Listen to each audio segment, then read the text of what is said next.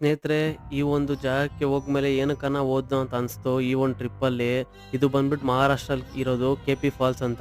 ಈ ಜಾಗಕ್ಕೆ ಮಾರ್ಕಿಂಗ್ ಅಂತೂ ಏನು ಅಂದ್ರೆ ಏನೂ ಇಲ್ಲ. ಆದ್ರೆ ನಾನು ಫಾಲ್ಸ್ ನೋಡೋಣ ಅಂದ್ಬಿಟ್ಟು ಒಬ್ಬನೇ ಹೋಗಿ ಸ್ಟಾರ್ಟ್ ಮಾಡಿದೆ ನನ್ನ ಪ್ರಯಾಣ.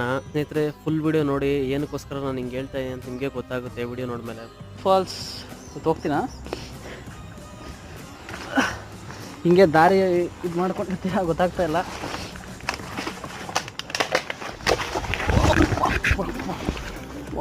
ಸ್ನೇಹಿತರೆ, 1.5 ಅವರ್ ಈ ಕಾಡಲ್ಲೇ ತಿರ್ಕೊಂಡಿದ್ದೆ, ಬಿದ್ದು ಎದ್ದು ಫೈನಲಿ ಒಂದು ಬಂಡೆ ಸಿಕ್ತು.